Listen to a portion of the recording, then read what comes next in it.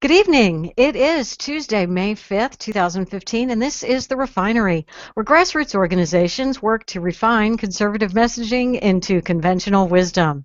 From the Conservative Union, I am Leslie Price, joined with Ryan Bickmore. We also have from Free Radical Network, J.D. Bryden and Felicia Cravens. And from the Party of Choice, we have Corey and Andy Pate.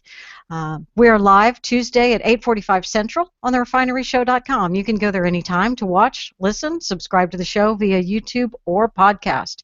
You can also catch us on vigilantlibertyradio.us, broadcast on Thursday evenings, and then also available for download there as well. We wanted to talk tonight about so many things, but we want to talk about rights and how not only how our rights are eroding, but it may be because society is changing in a way that we're unable to communicate what rights are in an effective manner so as to preserve those rights. There was a great article at National Review from the wonderful and adorably accented Charlie Cook. He's one of the best non-American Americans we've got. What I find is that non-Native Americans speak to and about our rights and our excellence better than we do. And So, that I gotta like say, Liz Warren? oh, shut up. I gotta say, he did, if I'm not mistaken, he did his thesis in school on the Second Amendment. did he really? I think so. So no wonder he's so brilliant about it. His article, he posited that in the world of today, the Bill of Rights would never ever pass. And he makes a very compelling case. I don't think that there's much dispute in people who think about it for just a few moments. The debate that happened in the Continental Congress around the Bill of Rights, we would never even be able to have that kind of debate today. As Charlie says, in classical liberalism, it requires that the citizenry respect the crucial distinction that obtains between the principle of a given rule and the consequences that the rule might feasibly yield. And he talks about the difference is when they were laying out the Bill of Rights originally, they were talking about the principles rather than the result. And today we're in such a results-based society that we seem to look at everything in terms of what are the outcomes of it, and it's really kind of odd and backwards, because conservatives will discuss whether something is good or right or positive or something that we want based on what we expect the outcome to be in terms of financial benefit or opportunities or ability to open businesses, and we discuss things in terms of the outcomes that we expect. And the left will discuss things in terms of the feelings that lead them to have the idea that this is a good law, or the outcomes that they expect in terms of nebulous things like happiness and freedom and equality and stuff like that. And it's very difficult to get people to take a step back and consider whether it's the right thing to do or not, whether it is right or not. As Charlie says, a country in which the people are focused primarily on what might be done with those rights, by contrast, will be a country that prefers to elevate and to abide by the whims of transient majorities, or perhaps by the discretion of a supposedly enlightened few. And back in 1788, Patrick Henry insisted that Americans should expect the refurbished national government to provide a framework for ordered liberty, and not to guarantee a particular set of outcomes. And we have become, over the 200 and some years, exactly the reverse. We are expecting our politicians to provide a guaranteed set of outcomes, and we pay much less attention to a framework for ordered liberty. Our arguments, the conservative arguments in favor of reducing government control in order to create opportunity and maximize, create a space for success, that's not seen as anything good. You have to be mandating something good. You can't simply leave it to be permissible for good stuff to happen.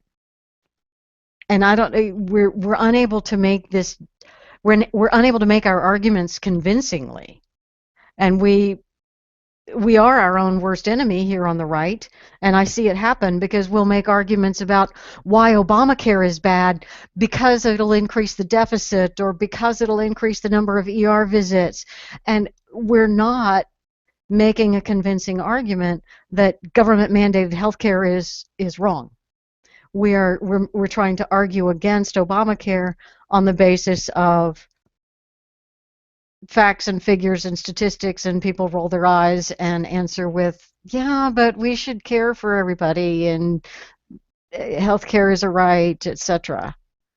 And we're absolutely failing, and we're losing our rights as a nation because the nation has changed the way it thinks and talks about things, and we haven't changed the way we discuss and promote our ideas. When I got into politics, I have to say this, there was a lot of things in my head going around that there are things the government must not do. It's very clear, a lot of them are outlined in the Bill of Rights.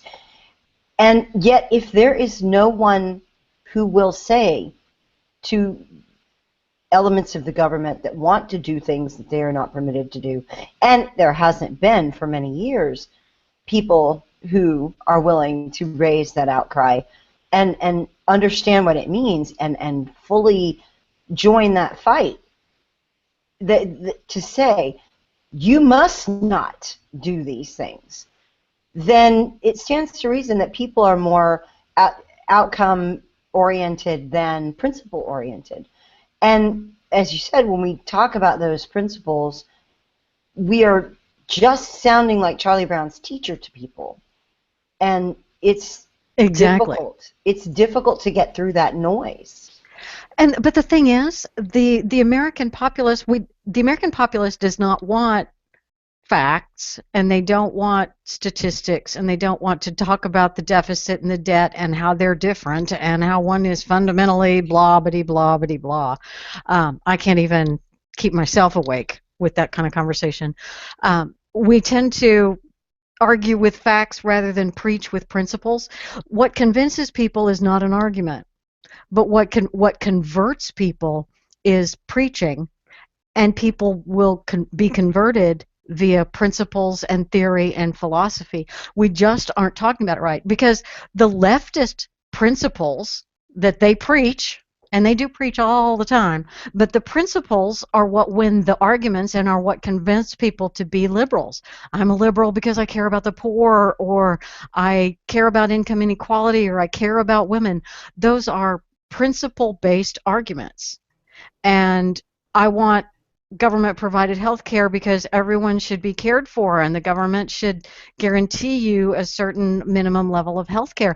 These are principles that people agree with and that they have been convinced by, and there aren't any people on our side preaching the countervailing principles. The people on our side are arguing with facts, and that's Well, always going to lose. well, if I could say a couple things. First of all, we have one real problem in that, and this is something, if you like study educational theory, you realize young people today think almost entirely in terms of images, scattered images, not in linear thought. You know, they don't think in terms of if A equals B and B equals C, then A equals C. So if you spend way too much money, eventually you're not going to have enough, and so forth. They don't understand what the national debt is doing to them. They don't understand. And here's what I mean. As the article said, the whims of public opinion is what we get ruled by. And the reason is liberalism caters to instant gratification. Conservatism caters to wisdom, long term. We are in a society where young people especially do not think in terms of long term. They think solely in terms of the now, instant. And that is the barrier you have to break through so that they'll listen. They will listen to the long term. They'll listen, but you got to break through the barrier of why they care about the present. That's why I always tell people the first thing you want to do is praise them for their motives, praise them for their good motives in a discussion on a topic. Taking care of them. They want to take from the rich, give to the poor. The rich have too much, the poor have too little. Don't tell them that's stealing. That's not the lead-in, even though it is. The lead-in is, I think it's great that you see people in need and you want to see them taken care of. Lower that wall quickly, and then they can start listening to your long-term wisdom to how you would better cater to fixing it. Can I point out that, Andy, in stating that I love the way that you want to take care of the poor, is not compromising principles at all? Can we say that he did not go full rhino on that? That's affirming our principles, because we want to care for the poor as well. We want to care them all the way out of their poverty. We talked about that last week. Yeah. I didn't even go slightly rhino. You see, what I did is I totally agreed with their motives. I agreed with why they hold their views. Because we share them. We share those motives. It's like when the first thing I say to a young woman who's pro-choice is, I love the reason you're pro-choice. You don't want the government telling a woman what she can do with her body. I agree. I just don't want one choice taking away another person's choice. Our only disagreement is, when is another choice in play? And then we can talk about that. But you see how you quickly take down the wall by praising, by connecting with their motive. And that's because their motive, that's what they feel now, initially, immediately. You must deal with that, or they cannot get to the wisdom that comes from your talking points. Because leftists absolutely they believe in principles. They have principled stand on everything. And the only principles they even know about are the leftist principles. They don't even know what the right's principles are. And so it is incumbent upon us to explain to them that we also have principles that in fact do align with them quite a bit. In fact, we also want to feed the hungry. And we want to do so through charity. And I think Felicia has a way for us to talk about that. Before you go there, they do know what the rights principles are. They are we hate women starving old people, throwing grandma off the cliff, throwing children into subpar schools. Yes, they have those principles down. And the great thing about the way Andy kicks it off is giving them an opportunity to see you agree with them and not see that there's a separate side. He's not even framing it as though you're on one side and I'm on the other. He's framing it as though we agree with this. We're not saying you're wrong. That's not how I believe. You're wrong in thinking that I want to starve people. We're just saying, yes, I agree with you.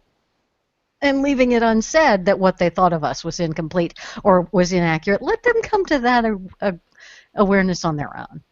Right. Yeah, and one thing is what I'll say is, look, I love the fact that you don't want people to starve. You don't want this, you don't want that, and that's great. And I connect with them on that. And then I look at them and say, but before we talk about, gee, how do we take care of that starving person? Let's realize there's more than one. There's millions. Let's talk about the Glass-Steagall Act and the overweening deficit. Oh, no, wait. I was thinking a little more simplified. Basically this. Rather than wait, don't you think that rather than wait till the last second and just try to throw a bunch of food and money at people at the last second, wouldn't it be better to have a lot fewer people starving in the first place? And that happens if they have jobs. That happens with economic growth and all those boring things about letting the economic engine run. I know that sounds boring, but keep in mind that engine is attached to a vehicle called our economy, and that vehicle has people in it, and they're moving forward. And if you don't look at that first, if all you want to do is move people's money around, well, these people have too little, these people have too much, you're always in chaos mode. You're always in emergency mode.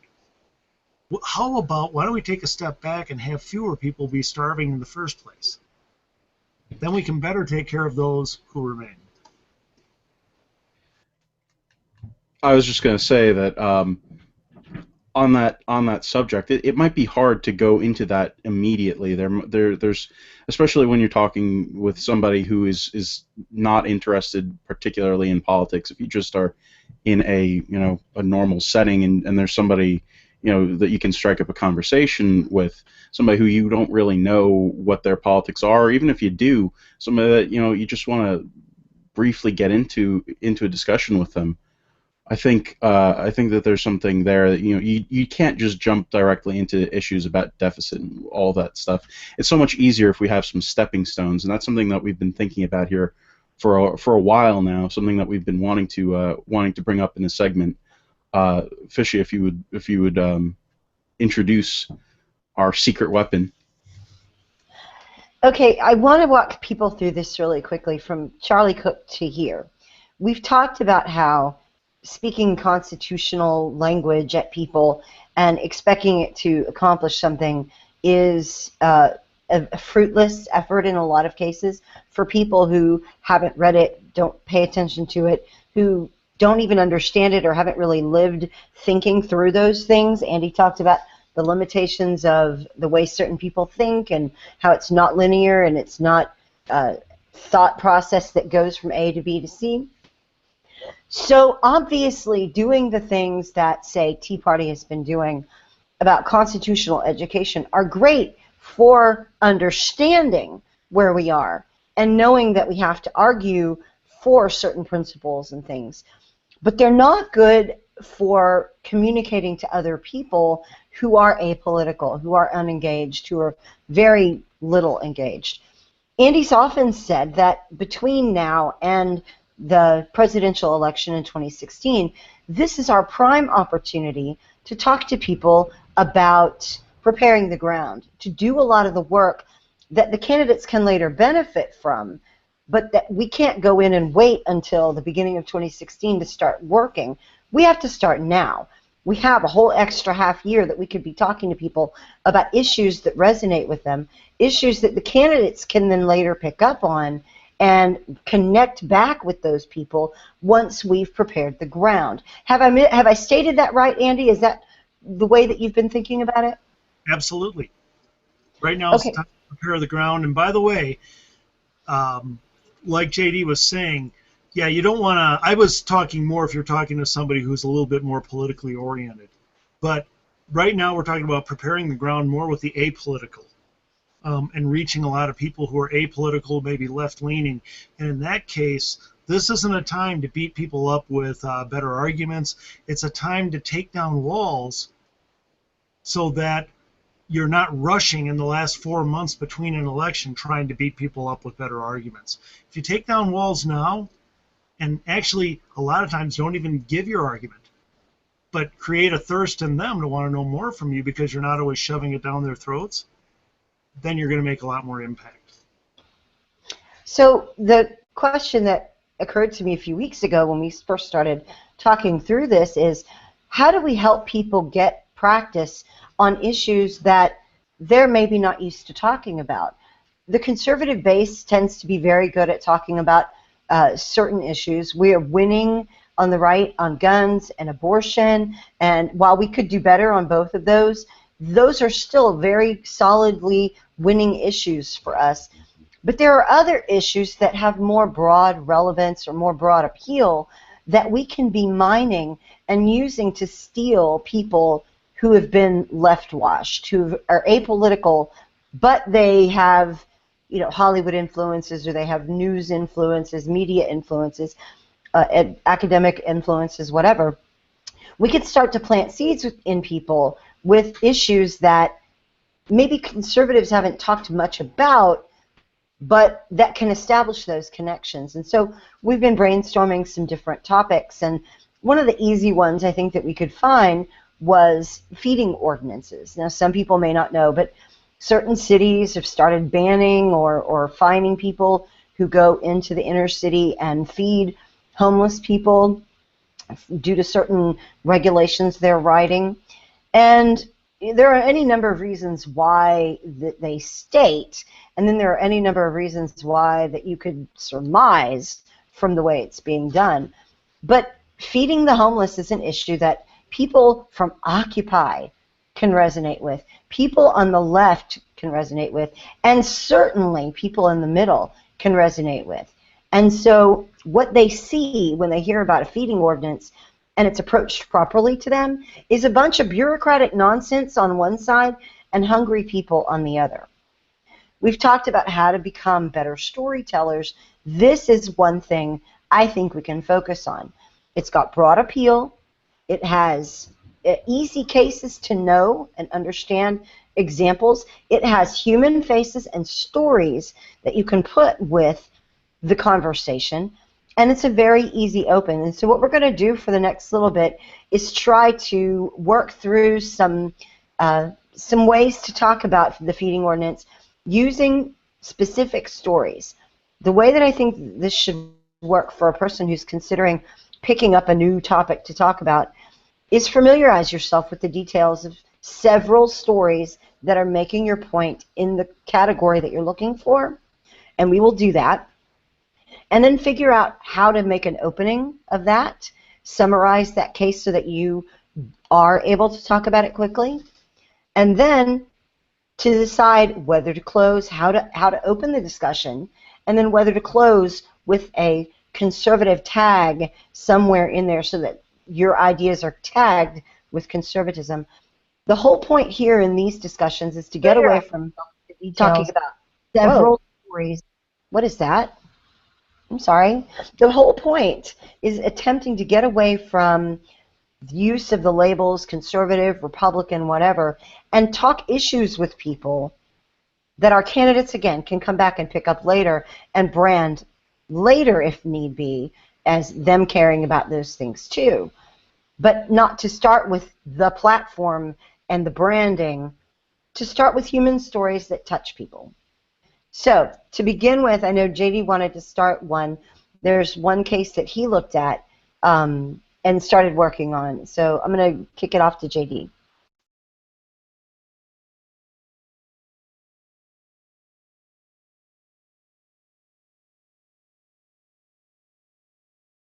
I'm not hearing JD. Is anybody else hearing JD? I'm sorry, that was technical issues on my side. Sorry about that.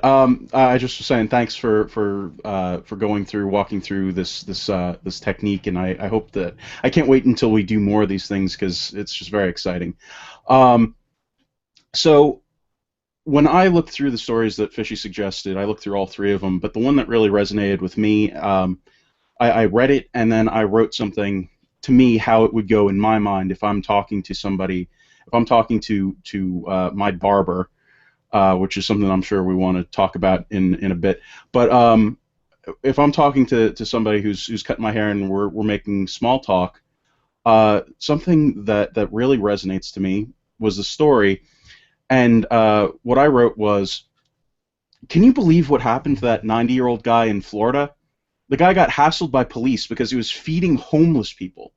I mean, how does that even happen? What idiot came up with a law to prevent people from giving food to people who really need it? This just goes to show there are too many laws on the books. What are they going to enact next? A tax on people who hold doors open for little old ladies? You know, just try and go through that and talk, get to that issue. And I thought that I hit, when I was writing this, I thought I hit all the bases. I thought, all right, so I got the facts of the story. There's a 90-year-old man in Florida who is possibly going to be jailed. He's definitely being fined for feeding homeless people in a park. But that's not what I was focusing on. I was focusing on how bad this legislation is, how bad this situation is, and I wanted to keep on hitting that home. But I kind of forgot about the part where this is supposed to be a discussion. So going back to what Andy was saying, you want to entice people to be a part of the discussion. You want to have an actual conversation instead of just sort of, foaming at the mouth and yelling at them, saying, "Can you believe this horrible nonsense that's happening?" You want to give the clickbait headline to get them to listen and say, "What?" You do that. Can you believe that they threw that 90-year-old guy in jail for just trying to feed the homeless? That's your clickbait headline. Yes. And then you start then you reel them in with more facts and, well, had you ever heard of anything like that? And shut up and let them talk. And, well, oh my gosh, that's just so horrible, and I wonder what the regulation is. And then you say, well, as I understand it, it's this law that says this, that, and the other. Who would have made that? And in what? Wow, that's just, and yeah, you have to pull them over to your side and be amazed with them, not at them. But yeah, I mean, the clickbait headline part was awesome because that's they're going Yes. to go, what? Oh my God, what? And you've just become the expert that they go to. Yes, and that is exactly the point of this exercise. One of the points. Even if this is somebody that you're going to talk to, I mean, in my example as a hair cutter, and it wasn't just my example, but I've actually been in conversations with somebody who regularly cuts my hair, and I almost got into a political discussion, and it just sort of I didn't want to talk about it because it's politics and this is a hairdresser and we don't really there's no chance that we have a similar ideology here. So the only issue that was popping into my mind was abortion rights, like for whatever reason, I don't know why. But this Because that's not situation, political. this story would have helped so much. You totally prejudged that hairdresser I did. because one of the hairdressers that I know, I haven't been to her, but I know was worked as an election clerk with me and done it for years. I'm just saying. I did, and you know, honestly, thinking about hair cutters in general, I mean, the way that the shops are set up, a lot of these people are private contractors with certain certain shops, so they have hours at one shop and they'll have hours at a different one too. But instead But the of cool thing talking is about they are open places. economics, So even if you're having a news current, it's just a current events conversation that you're having. yes, It's not a politics conversation, it's and that's current exactly events. and that's And exactly other right. people there are going to hear because if you're like me, you go to Supercuts and you're just in this one room, you're in a chair in a big room, and the person next to you is overhearing, and you can have a whole big conversation with everybody in there going, "Oh my gosh, that's just crazy." Exactly, and how many people could you hit? How much ground could you cover, and sort of shift in a conservative direction? That was another thing that I missed, by the way, in my treatment of this story was I didn't really hit on a political on saying, hey, and this is why I'm a conservative. You know, I'm a conservative because I don't want to have these kind of uh, ridiculous regulations screwing up people's lives. I didn't add that in my thing again because I was wanting to really hammer home the point that this legislation is bad, and I was focusing on that instead of focusing on what really is the point of this is to have that discussion and to cap it off. Excuse me, cap it off with, and Did you know that's that's. a conservative idea? But don't say it like that. Obviously, don't say, Yeah. did you know that's a conservative idea? Just Neener, say, neener. You just agreed with a conservative. Neener, neener. So why don't you try it again and see Make what you sure she's got the scissors out of her hand when you say that. okay, so here's the second half of that. Did you hear about that 90-year-old guy in Florida who was hassled by police because he was feeding homeless people? Yeah, they fined him and they might even jail him for not having a permit, not providing portable toilets. Portable toilets. I mean, does What? that Are make you any kidding sense? me?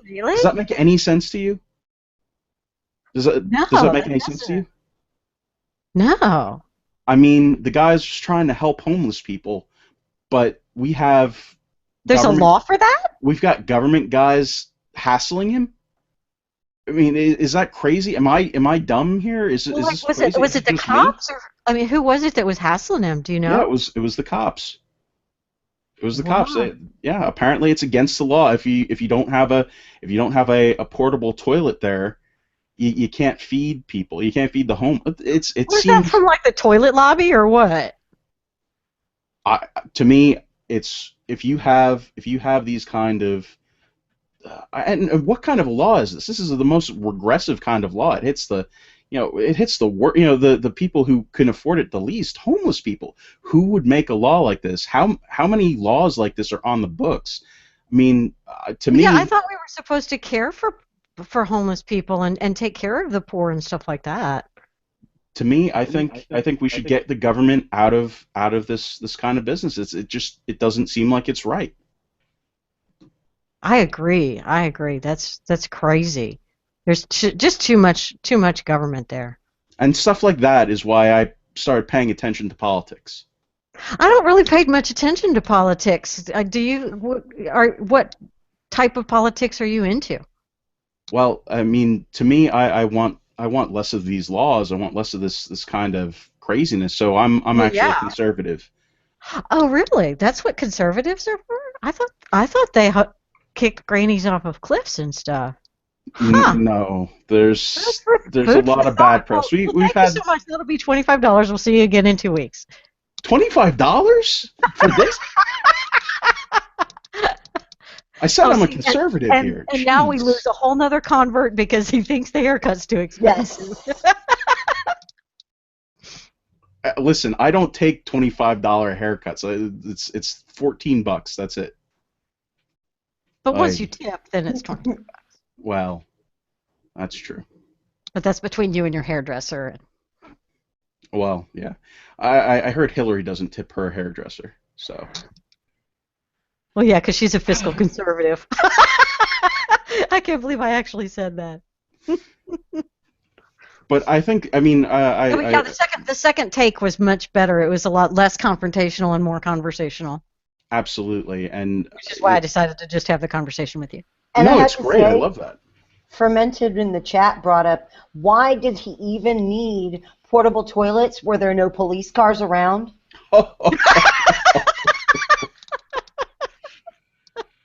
Mind blowing.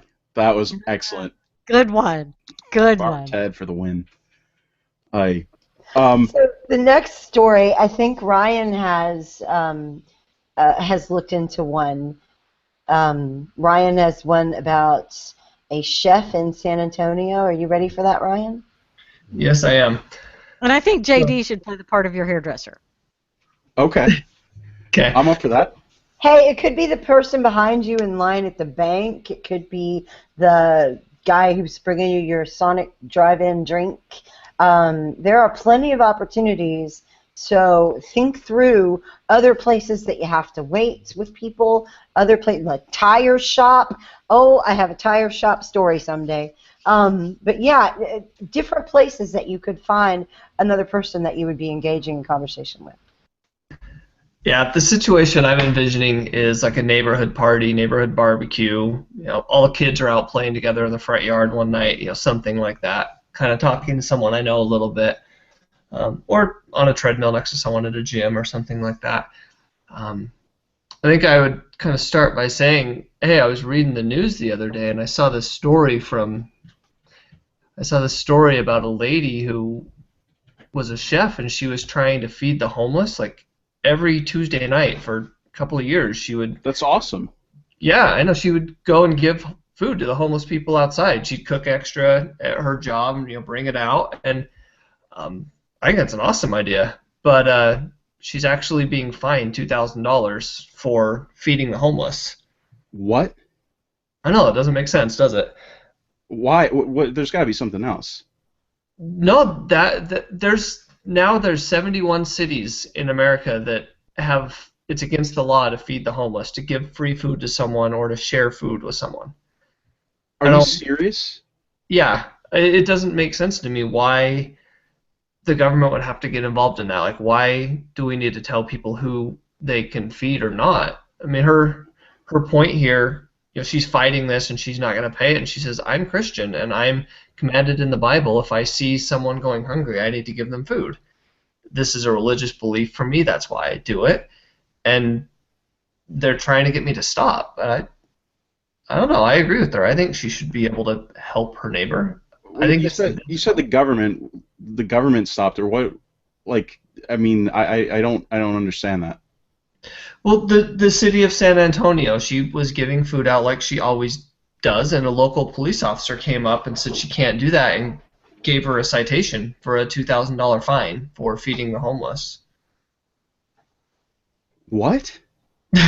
Yeah, I guess it's been happening in other places. I was talking to a friend of mine, and he mentioned a 90-year-old man in Florida might get thrown in jail for feeding the homeless as well. That's disgusting. That's Yeah. absolutely.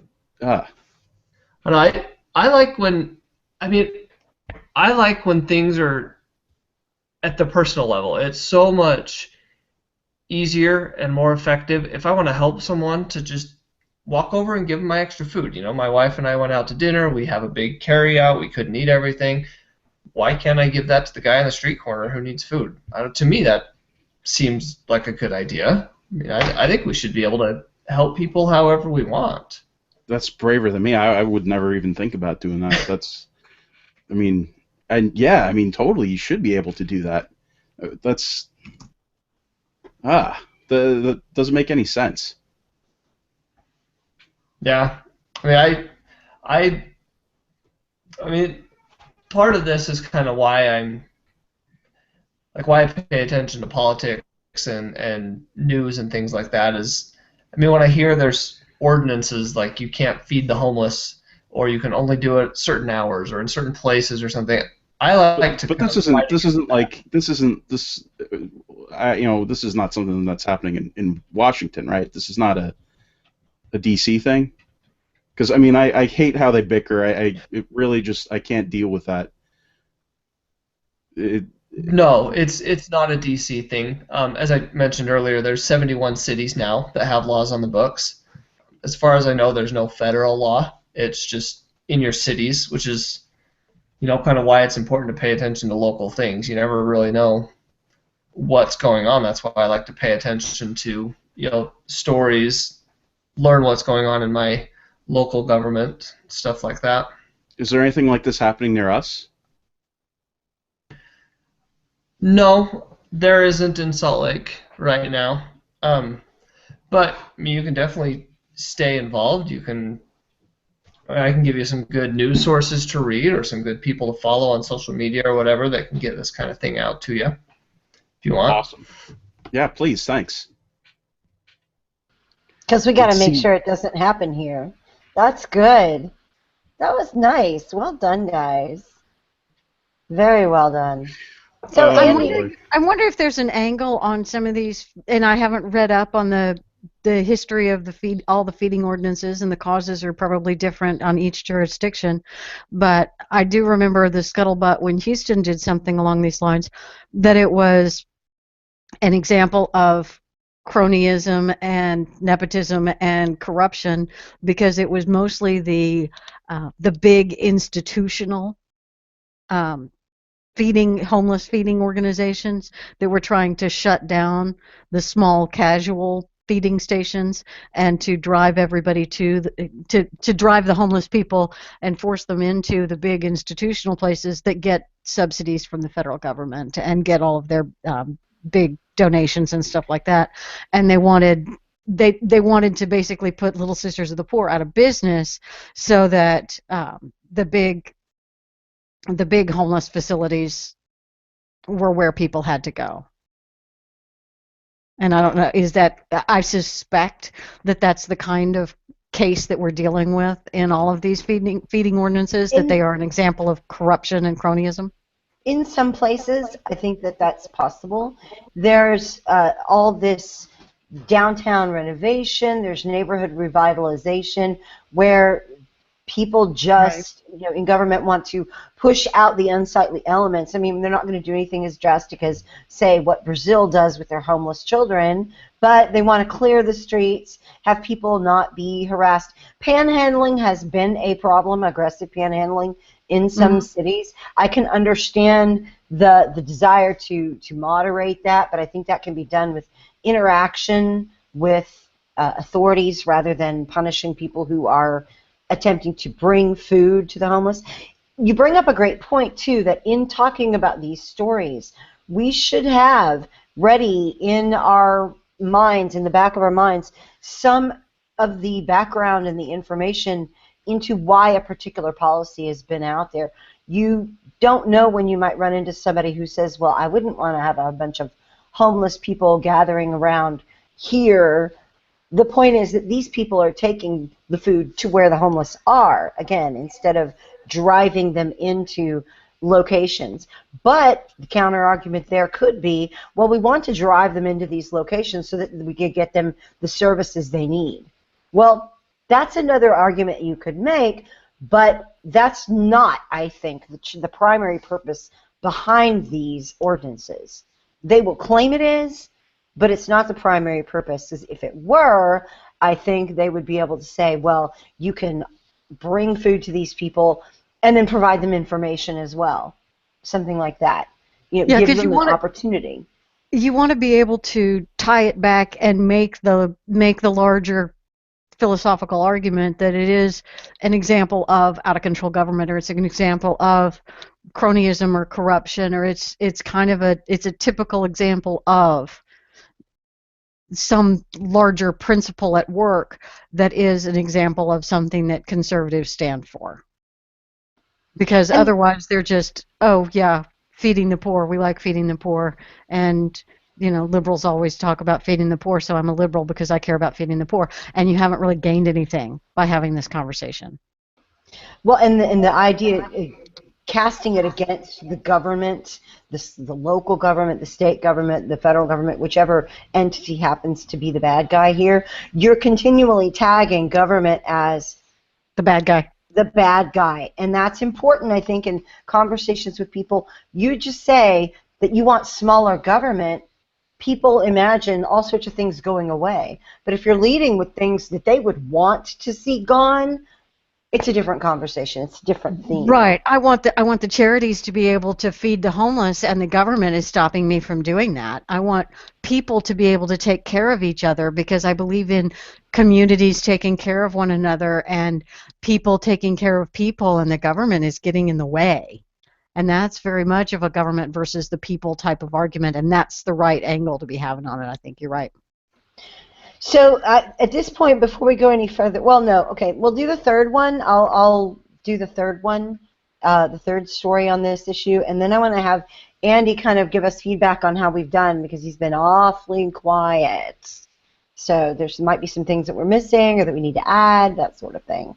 So, My wife doesn't let me speak in public. Oh, jeez. you are such a liar. It's awesome. All right. So I guess, wait, if I just said that, does that mean Corey isn't speaking in a British accent? Sorry, I forgot. Yes. Not Nice. so, darling. We'll get to why that's the case later. Sounds All good. right. I hate England. You are messing up my segment, son. Okay. So the third example that I was going to bring up was a story out of, let's see, the First United Methodist Church of, well, it's in West Virginia. We'll just go with that. And you can imagine there's quite a few poor people in West Virginia. So I was reading the news the other day. Did you hear there was this church in West Virginia that had this great idea to feed people who probably didn't have enough, that were struggling to make ends meet? And so what they did is right outside their church, they put a refrigerator on a porch, on a back patio area, and they would stock it with perishable foods, but things that would last for a few days. They had water, and they had different types of groceries that people could go. And if people didn't feel comfortable going in to ask for help from the church, they could just open up the fridge and take a few things that they needed. And as they were launching this thing, the government shut them down. They told them they couldn't have the refrigerator unless they had it only unlocked during the hours that the church was open, and they had to make sure, oh gosh, one of the other one is, well, they said it couldn't be outside. So there was no opportunity for people to go privately and, without having to cause a stir and take what they needed. They had to do it publicly. I can't believe, does that sound unreasonable to just want to put a fridge outside and be able to let people come and go as they please? Yeah, why would they stop something like that? Why can't they just leave the food there for people to get when it's convenient for them? I mean, if you need things that much, if you're destitute, it would be hard to get. Wouldn't it be really difficult? Like, if I don't have a job or a car, I can't make it there during certain hours. Like, whenever I can get there, I get there. Well, the way that they were talking about it, the government was saying that it was a health issue, a health problem, that refrigerators aren't meant to be outside. Well, I mean, I know that they have outdoor models of refrigerators, and you could make a shelter that would be reasonably good at keeping elements off, but they say they're wanting to make sure the food is safe. So it sounds to me like they want to put restaurant level regulations on a church's giving and charitable refrigerator. Does that make any sense? It sounds to me like they're trying to do a good thing by making sure the food doesn't go bad and people don't get bad food and get sick or die from Ebola or something like that. I mean, Right. At the Ebola, same I don't know. Right, and I think with a few modifications, they could probably meet all the standards that the health department's talking about. But locking it up when there's no one there, that was the thing that really, really made me kind of crazy, because if there's no one there and they happen to be hungry, what if somebody has an emergency in the middle of the night? In a lot of these communities, stores close at 9 o'clock in the night, and nothing opens again until 8 in the morning. Why is a health department telling a church what they can do? Like, if I want to give a sandwich to a friend, do I have to ask the health department and get them to come inspect it? Like, That's a good question, isn't it? Because it's just people getting together. Why are they involved at all? And you could think about what would they do if the church's potlucks? Are they going to now start requiring people to have their potlucks cooked in commercial kitchens? It seems like way too much control over what this church is trying to do something good with.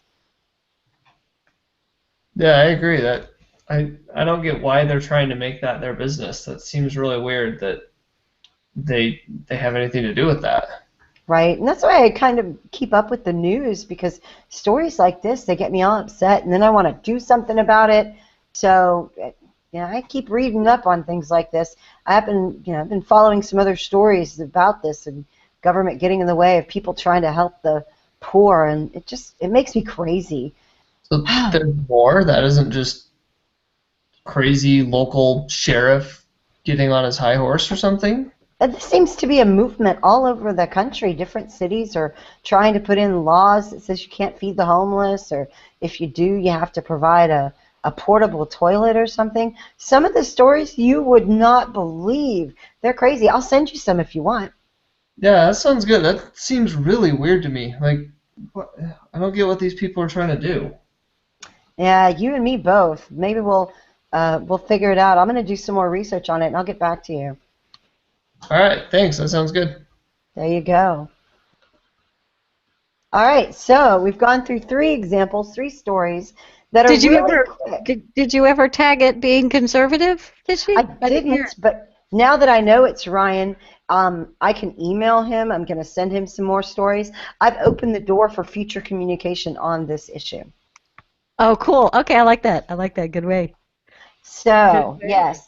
I want Andy to kind of come in and critique and see what we've done, that we could have done better, how we could have phrased it better. We're still learning and trying this out on each other here in front of everybody, so this is still our first pass. But I'm interested in the feedback, both from the chat and from what Andy's having to say. We've given 3 stories that people can memorize really quick details on and be able to give a really quick hit and casual conversation about this one issue. Well, I like them in each case. I can't remember them all in too much detail, but what I like is this. They're open-ended. What you're doing is provoking... Short-term memory fades really quickly when you get old, doesn't it, Andy? Yeah, it does. It does. And, every day I wake up next to this strange woman I've never met. And which is kind of cool. By the way, that part's really cool. Okay.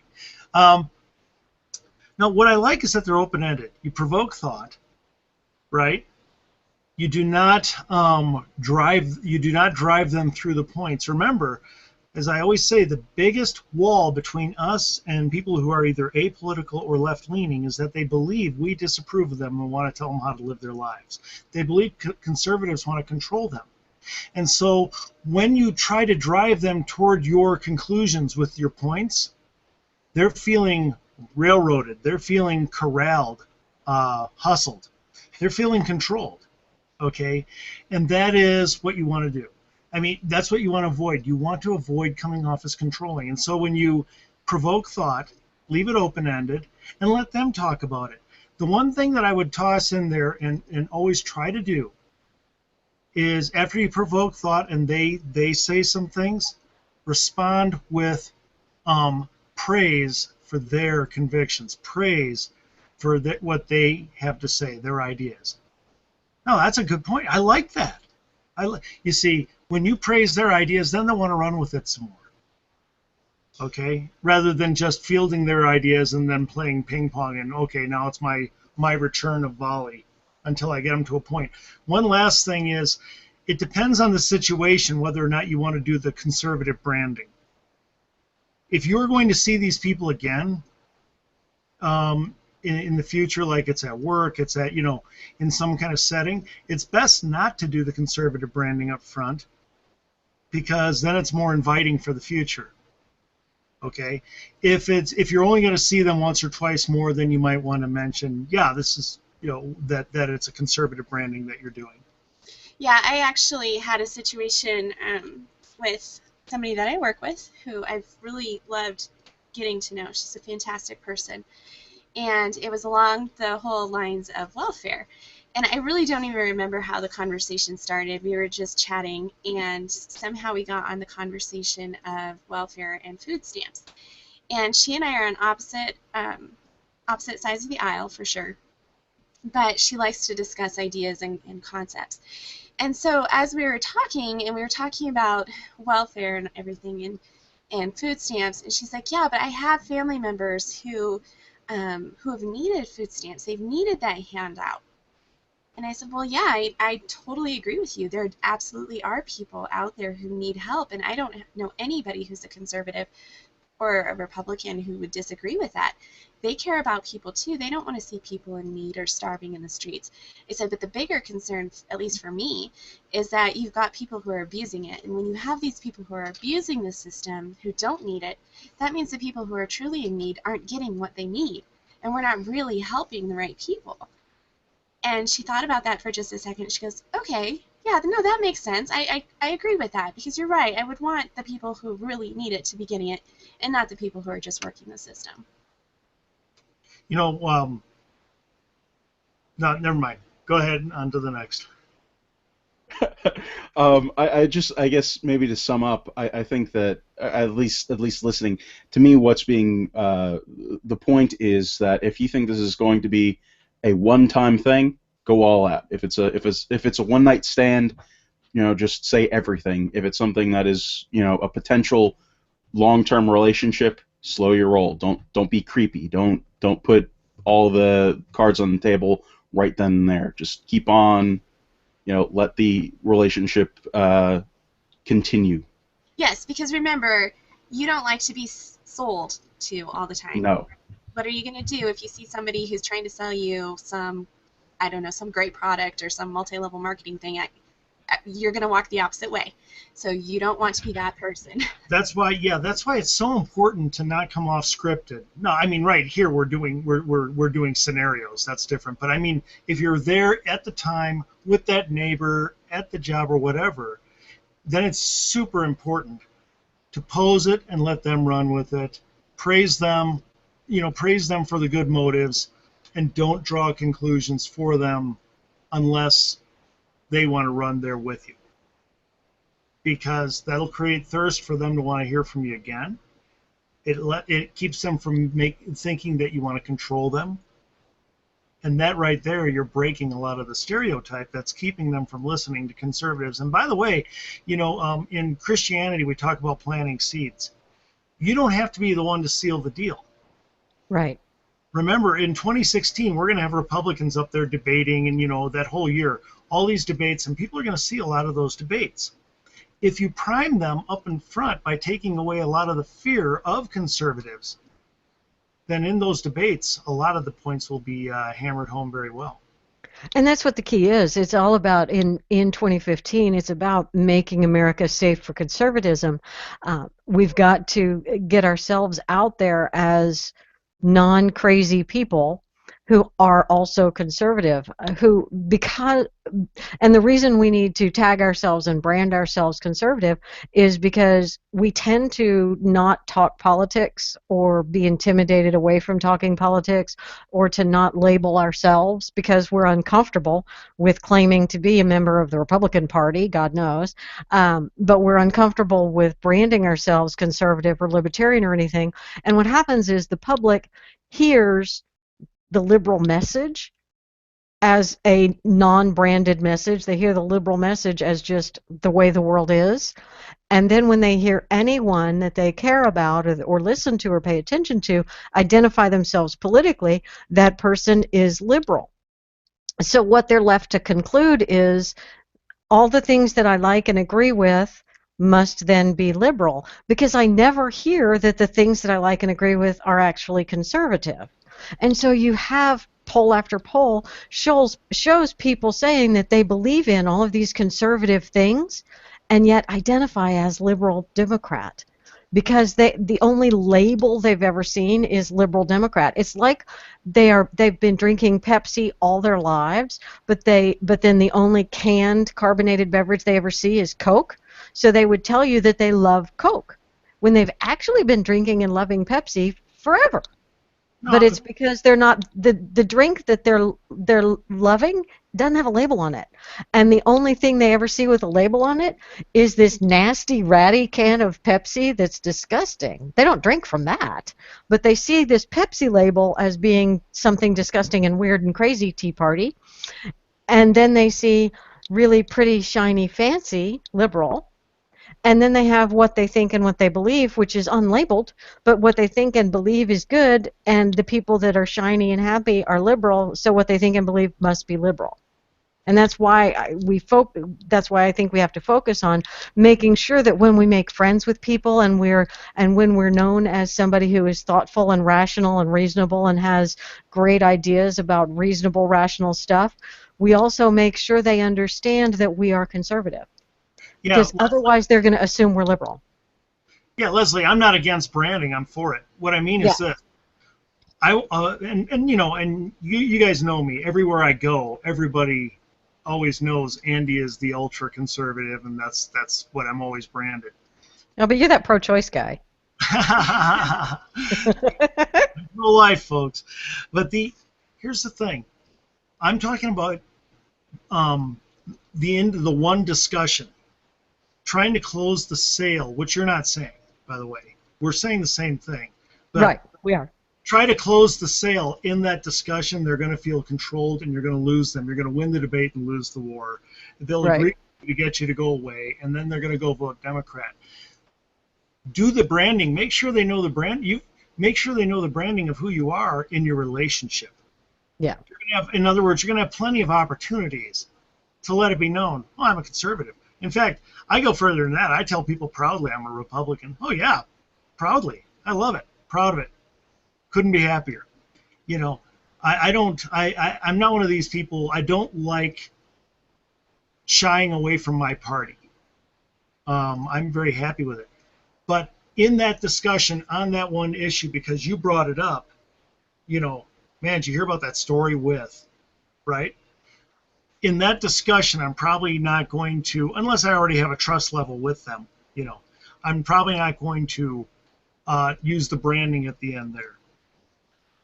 Right. I will have that implied in the relationship. But absolutely, way too often we make these great arguments and all this, never brand them. We go away, and all they've heard is liberalism in their mind. I agree. Right, because they met some really fascinating person who talked about feeding the homeless people. Oh, well, that must have been a liberal, because the liberals are the ones that talk about feeding homeless people.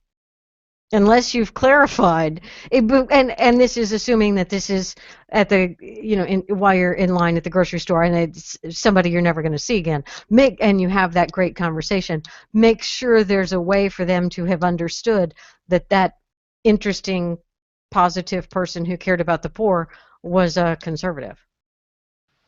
And, Right. you know, if they know it by the fact that you're wearing a I love George Bush t-shirt, you know, whatever it is. Well, I wanted to sum up with this. We're going to do more of these with different topics that have been underserved, that we have underutilized as the right, that we can they're absolutely conservative principles and conservative subjects, but we have let the left run point on these issues for far too long. And it's a very systematic way that we can take back issues and people that the left have co-opted and start turning them back toward conservative ideas, conservative thoughts, and explaining why they might be much closer to conservative ideology than to liberal ideology over the course of using these ideas, without beating them over the head, without leading with an argument or a debate. It is very important, and Andy's underlined it I don't know how many times, that we can't treat every interaction as a debate, because it will put people off. We will be looked at as argumentative, but that is not the same as downplaying or selling out principles. We're just finding more ways to expand our knowledge of things to talk about. So the process is find an issue. We're going to give you several over the course of the next few months. Find an issue that's underutilized. Memorize a few key details of a few key cases that you can use. How to introduce the subject, how to close if needed, how to invite the conversation before that, and how to tag it if you need to do that at that moment. So we'll be doing more of these. I'm really looking forward to them. I am excited to get people talking and thinking in subjects that they're not familiar with. That's always fun. Okay, so now let's lead into while we're all kind of thinking about how do we pitch and talk about hot button current events. Well, let's talk about the attempted terrorist attack in Garland that happened Sunday night. How do we talk about that? Because that actually is a free speech, Second Amendment kind of thing. Second Amendment only because it was in Texas and we like our guns. Now these were law enforcement officers who were armed and who took care of it anyway. But you know, it was a non-gun-free zone. Which was an awesome thing. But how do we talk about this issue and make sure that we're communicating, that we're preaching, not debating, because when you preach, there's some hope of conversion rather than a win or loser kind of thing. How do we talk about it in terms of principles and stories rather than facts and boring and snoozing liberty, freedom, rah-rah Tea Party stuff? How do we talk about this in terms that the modern audience wants to hear? I think that we can we'll be getting into that in just a bit. But you mentioned gun-free zone, that it was not a gun-free zone, and it was also on a campus, if I remember correctly, that this was actually on some sort of a school-owned area. That this yeah, was, it was in the Garland School District Center or something like that. Yeah, and normally those are gun-free zones because they're colleges, and colleges do that. And the thing about gun-free zones is that they actually are not just gun-free in terms of actual guns, but they like to keep any and all conversation about guns. If you're pro-gun, out. So they are, very much, not appreciated. I bring this up because I actually got a chance to write really a quick piece on Free Radical Network a couple of days ago. Was it yesterday? I guess it was yesterday. Man, I'm like losing my mind. But what happened was one of my friends, who I'm not going to name, he actually told me something that he experienced after the shooting, after this horrible thing where you had certainly anti First Amendment jihadist type guys just like come in and try to shoot up draw a Muhammad contest and get shot down. The day after that happened, my friend had to give an oral presentation on the case Heller versus the District of Columbia. And what happened after that? I'm sorry. What happened after he gave that presentation?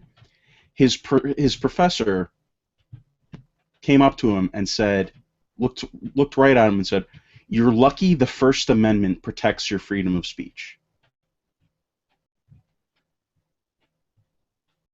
That's mind blowing to me that after what happened on Sunday night, that the professor would have the gall to say that you're lucky the First Amendment is there to protect your freedom of speech. Of course, my friend was giving a very pro Second Amendment oral argument, I just to give you a highlight, just goes into talking about the specifics of the case, talks about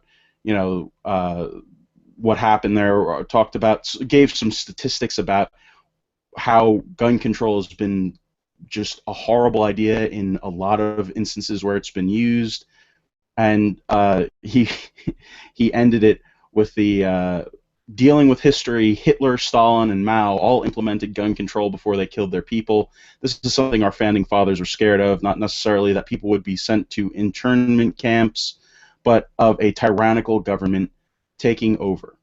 If that did happen, we would have no way to defend ourselves. Ultimately, gun control has proven not to work. So he gave that presentation, talked about that, and that there was nothing in it that was vulgar. There was no gross misrepresentation of facts. There was nothing there. The only thing, the thing that caused his professor to tell him, "You better be glad that the First Amendment is there to protect your free speech," was that he had a pro-Second Amendment stance. That's mind-blowing to me. That's And why I don't had think to write any of this us piece. I don't think any of us are surprised to hear that coming from the education establishment, because it's just sort of assumed that the education establishment is anti-gun, anti-America.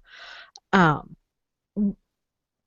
does he suffer consequences grade-wise for that kind of thing?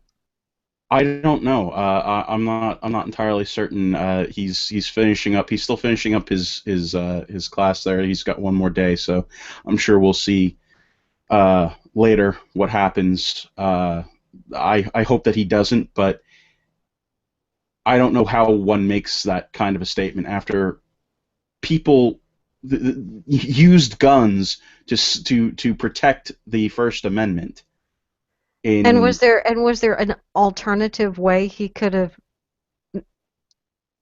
answered the question, which was obviously it was an assignment on DCV Heller, and he gave his analysis of it. I mean,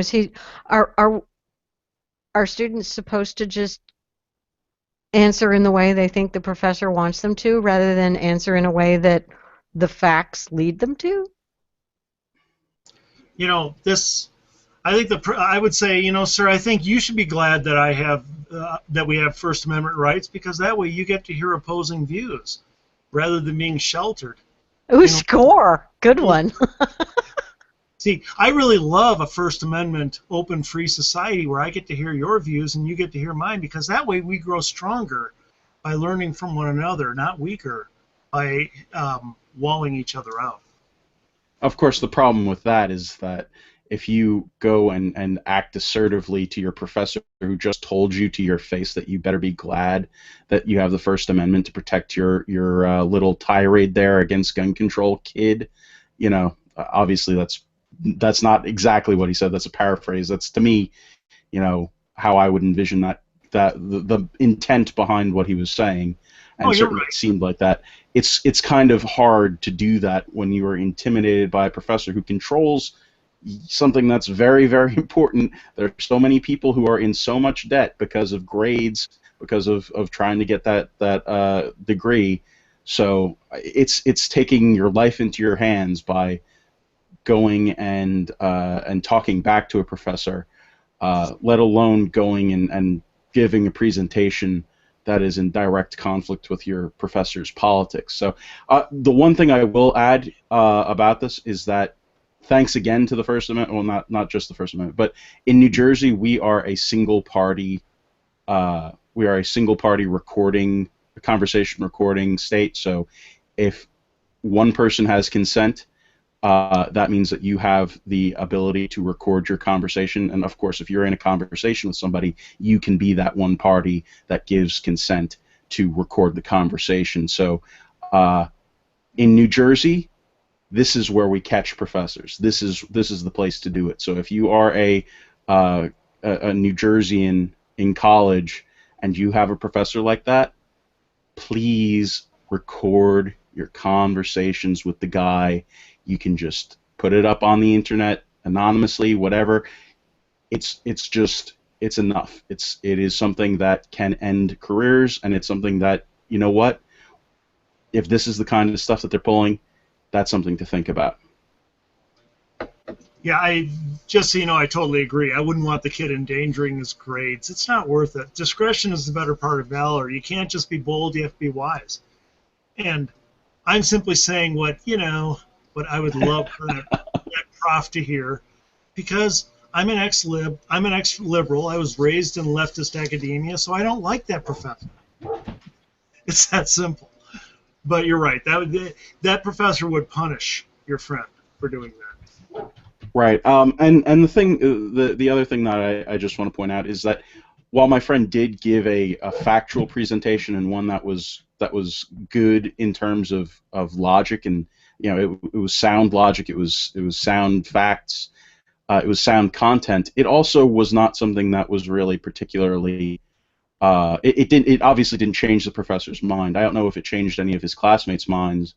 But Corey, you guys shared an article about the Second Amendment in the show prep thread, and it was very, very interesting stuff, and something that I definitely had to learn a long time ago about winning discussions versus, just as opposed to actually getting somebody to come to your side on issues. Yeah, well, and just one quick thing about the whole college prof thing. My youngest sister, when she was in college, she's conservative, and she wrote quite an essay about capitalism, I think it was, and didn't get a very good grade about it, but she backed everything up, and she stated her views. And so at the end of the semester, I asked her, I was like, so how did your grade end up? And she said, well, I decided to sell my soul because I really wanted to get a good grade, so I just parroted everything I knew the prof wanted to hear. So we understand how you have to be careful with what you say, especially in school. But I really loved this article. It was something that my friend Daniel sent to me, and it's called How to Win a Debate with an Anti-Gunner, and it's by Frank Miniature. And the thing that stood out to me the most about this article was one of his key statements, and he said that he was winning debates, but he wasn't helping to change views. And so he told this story about how his wife, who worked in academia, dragged him to a fancy cocktail party, and he did not want to go. He's a big expert on the Second Amendment, on gun rights for the NRA, all of that. And so he was just kind of trying to blend in with the plants, and a history prof came over and struck up a conversation with him. And so in the conversation, he started off with a friendly, so what do you do for a living? And Frank was like, oh, I do not even want to get into this. And so, he tried to dodge the question. The prof didn't let him. So long story short, they started talking about the Second Amendment and gun rights. And it was really interesting because he said that normally he would have just whipped out all of his points, and he would have just loved his debate, and he would have just buried the guy with facts. But this was his wife's colleague, so he knew he couldn't do that in this situation. And so what he did instead was he started asking questions of this prof, and he started talking about history. And he started asking, the prof was saying, if we could just ban those guns, we'd be much safer, and we'd be less ossified as a nation. Don't you agree? And so instead of just laying out all of his points on which he was an expert on, and which he knew he could just bury this guy with, he asked, okay, well, if that's the case, as a history professor, what era of history would you like to bring us back to that was safer and where everybody didn't have to worry about violence? And what part of history would you like to take us back to? And the prof, he just kind of sat there for a minute, and he's like, oh, well, no, I don't want to take us back in history. I want to take us to a better future. And so he thought he had tripped up Frank. And he came back and he's like, okay, well, can you tell me what would that look like? And so I'm not going to go into all of it, but it was just really interesting because he started showing the prof how it was just not even a logical conclusion to think that we could create this utopian society where there would be no violence. And as a result of the approach that he took, he became friends with this man. And over the next several years, he was able to start changing this man's mind. And so now he's actually saying things like, hey, let's go shoot some skeet. But what's really cool about this article is that towards the end, he lays out a few different people that you might encounter on this subject. And so it's kind of like what we just did with the whole reaching out to the needy and feeding the homeless. What he does is he lays out some good approaches for how we can respond to people. So one of the examples he uses is that a school teacher who thinks that she's on the moral high ground and tells you that all guns should be banned and that gun-free zones work. Well, he just comes back with a question and he says, well, why do you feel that gun-free zones save lives? And so generally they'll come back and they'll say, well, there's just too many guns in society. And so what really is going on is that they are concerned they don't have any experience with guns and there's a lot of fear. And so then what he does is he comes back and he talks about Evan Todd, who was one of the Columbine survivors, and he had one of the guys hold a gun to his head. And so he goes around the country and speaks about how he wishes that that day there would have been a good guy with a gun who could have walked in and stopped what was going on, and the mass murder would have been ended. So I just thought this was a fantastic article. I don't think we really have time to go into all of these issues, but let's share the link around because there's 3 or 4 really fantastic scenarios that most people are going to run into. Well, and it's the technique that he really illustrates there. You know, he starts out with the way he typically approaches these sort of things, that he would counterattack with shock troops of facts, and before long there would be gaping wounds in their logic and their ignorance would be bleeding all over them. And we all know people who do that, who are fabulous debaters, and they will throw facts at the liberal person and absolutely win the argument. And as Minotaur says, I was winning debates, but I wasn't helping to change views. Because what happens when you win a debate is you defeat someone and they walk off defeated, and then they hate you for it. Right. And this is something that we've talked about before a few times here on the Refinery. In fact, today we talked about it earlier. You know, well, we keep coming back to it. Yeah, but I mean, it's something that it's been a recurring theme that we've reminded people that you're not Kurt Schlichter, and also that there are certain times when you need to recognize the difference between somebody who is a hardcore leftist who is never ever going to agree with you, and somebody who has some leeway there, some give, somebody who you might be able to strike up a conversation with. And we even have people who are leftists that you can strike up conversations with, but you have to make that sort of judgment call between who's going to waste your time and who's going to be an actual worthwhile conversationalist. So this is super useful in even that, because if you can see that they're continually going down the combative side and not really interested in what you have to say, then that's time to abandon ship. I mean, time is our precious resource, and you've got to measure your time, and you've got to evaluate when it's good to spend it and when it isn't. And what I loved about this article is that he realized that by debating and by squashing this guy, it would be harming his wife's relationship with her colleague. And so it wraps right back around with what we've been saying throughout this whole entire show. Measure your response based on the relationship. If this is an all-out debate that you're debating on a blog somewhere, go for it. It's okay. But if this is a relationship that you're trying to build with somebody, exercise the golden rule. Treat others the way you would like to be treated. Do you want to be squashed, or do you want to be discussed and reasoned with? I found this quote. I've been thinking about it since you started talking about the article, and it's attributed to Maya Angelou. At least Goodreads attributed it to her. And I've learned that people will forget what you said, people will forget what you did, but people will never forget how you made them feel. And that's good to remember from how you're making them feel good, they respond to you more, but also the reverse, how you make them feel if you treat them poorly, if you discount them, if you make them feel as though you're not listening to them, you're not engaging in a conversation, you're just, fact storming them. And so keeping that in mind, it's okay to take time over converting people or informing people, and it's okay to ask questions and do a soft sell or a no sell instead of the hard sell. We have the time. If we are getting to, say, next summer, a year from now, and we're talking about the soft sell, there's not going to be time for it. There's only time for the hard sell.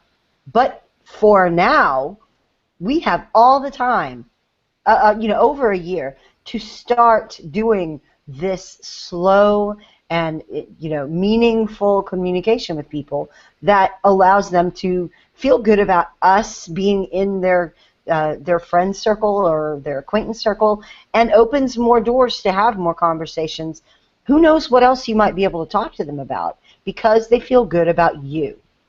Well, and they're also going to feel safe. So if an issue comes up that they have a question about, they're going to know that you're okay to go and talk to. It's okay to go and ask Fishy or JD or Leslie or Ryan or Andy or Corey your question about this issue, and you're not going to get attacked for what you're asking. It's not okay to ask Rob what your question, because you will definitely get attacked. Rob is a vicious, vicious person. Good to know. Absolutely, we will attack you. But actually, on this topic, and not to shift things too radically, but to kind of end on a good note, I need to talk about what happened on May 1st. Baltimore was exploding, all sorts of craziness was happening. And everybody's favorite, one of the big heroes out of the Baltimore riots was the mom who, recognized her child participating in the riot and, smacked him and got him out of there. And that was something that everybody was familiar with, and a lot of people were applauding her. There was a small group of people who were not so super thrilled about it. But the thing that that frustrates me more than well, it's certainly in my top three most frustrating things that is in our politics right now are fake stories. And we've talked about this a lot on the Refinery. And circulating around on May 1st was a story that mom was being investigated by CPS, by Child Protective Services, and that was not good. That I seeing that story, I think Fishy, you retweeted it. I think that's where I saw it in your feed when you were retweeting all of the stuff that was going on in Baltimore. I saw that. I checked it out. I saw that it was from one of these websites that is not full satire. What it does is they have a show facts button, so it gives the whole thing. It gives a real story, and then it gives a fake element. And if you hit the hide facts, or if you hit the show facts button, it shows you what's the truth, and then it differentiates from what the not truth, the untruth is, the quote satire unquote. It's really, really ridiculous and misleading, and I personally think it's destructive. But people were reading that and thought it was a real thing. So me being a stubborn and kind of annoyed person, I went to Twitter. There's when you go to an article, sometimes there's a little tweet button, and if you click it, you can see all of the people who are tweeting that link. So I did that, and 186 times I tweeted out a screen cap of the disclaimer on the website that says that this is not the whole truth, that there's some element of it that's satire. I tweeted out a screen cap of the disclaimer and a tweet that said satire, please delete this tweet. because you're spreading misinformation. And that was the big thing. That was the reason why I want to respond to this, is because people were getting upset. It was causing tension. It was causing people to be really, really, I mean, go ahead, Fishy. And I want to reiterate that in situations like we've seen in Ferguson, like we've seen in Baltimore, one of the most heinous things that goes around is rumor of things that may or may not be true, or that haven't been proven yet, or that there's no factual basis. Someone starts something like this, it catches like wildfire, and then it's very hard to walk those things back. In a combustible situation, especially like in Baltimore, it is very harmful to spread around misinformation like this. Absolutely. And what's even worse, actually, was that honestly, the before I get into what's worse, the best thing about it was that I had a lot of people actually respond to me and say that they deleted their tweets, and I could actually see that they deleted their tweets. I can't give you the breakdown of how many actually deleted their tweets, but a good portion of them, I think the majority of them, actually did delete their tweets that were propagating that misinformation. In fact, I had a couple of people who followed me on Facebook after that, who liked Free Radical Network. They clicked on the link in my Twitter description that went over to Facebook, liked our page there, and just were very, very thankful, because when people did delete the tweet, and a lot of the time they were very apologetic, saying, "Oh, I can't believe I got caught by these jerks putting out this satire."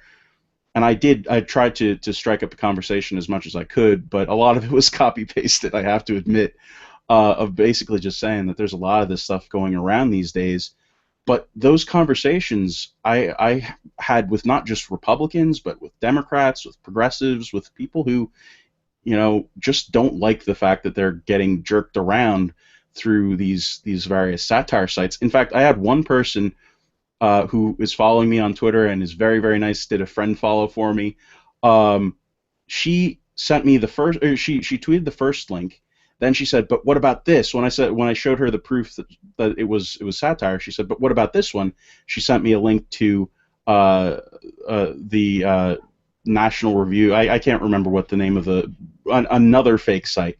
So I went through that and I found that site's disclaimer, and I tweeted that at her, and then she's found another one from the NewYorkTimes.com.co, which is something that people are doing. They're putting that .co at the end of what looks like National Report. Thank you, not National Review. National Report.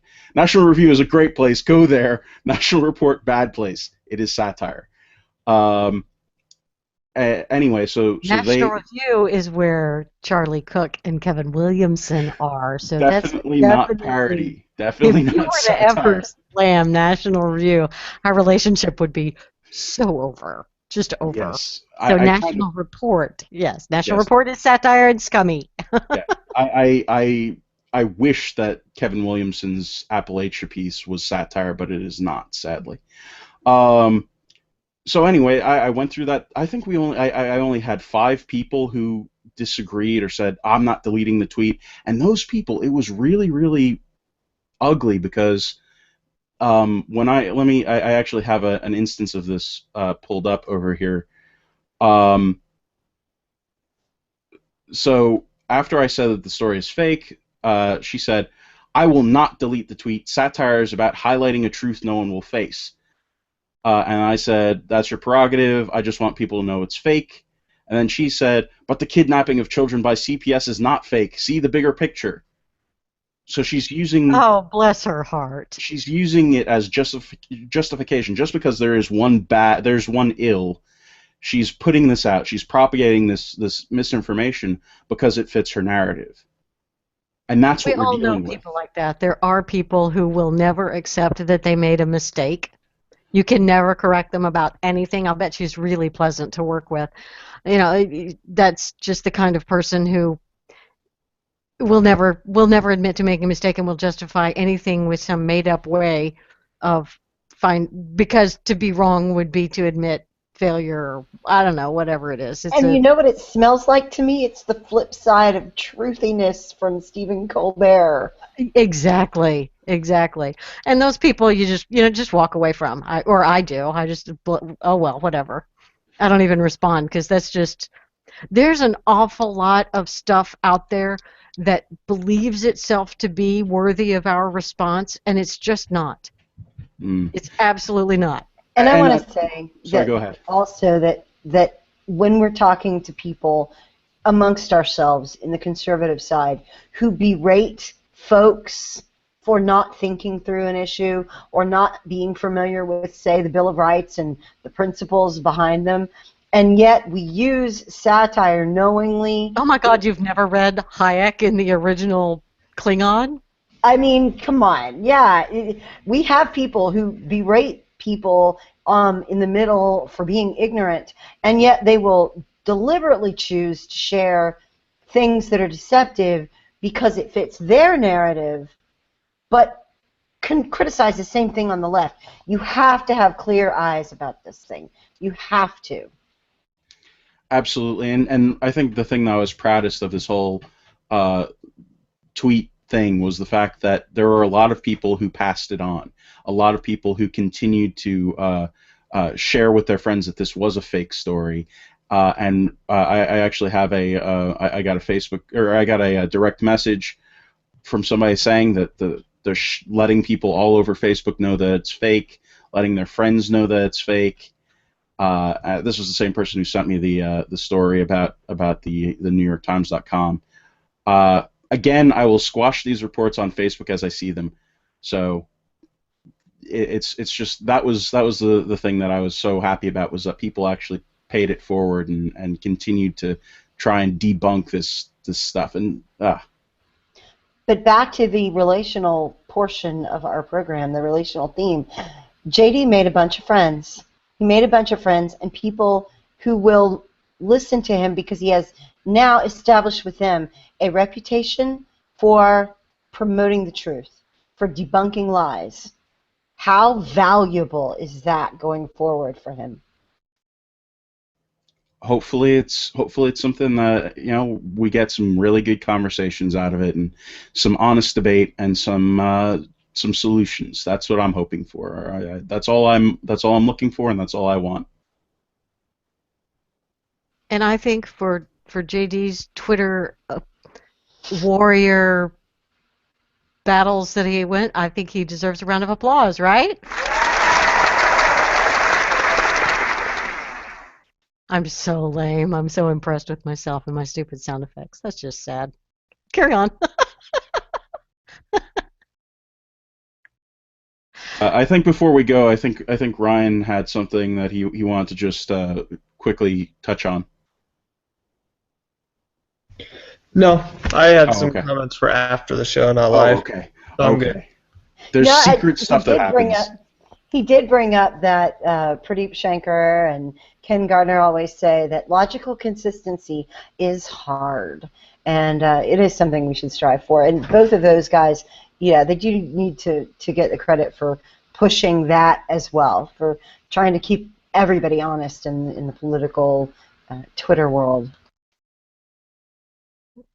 Yeah, good luck with trying to find some logical consistency really among much of anyone, and particularly out there on Twitter, because in 140 characters, particularly when you're having to @ people and hashtag things, I mean, how can you really make much sense in 140 characters?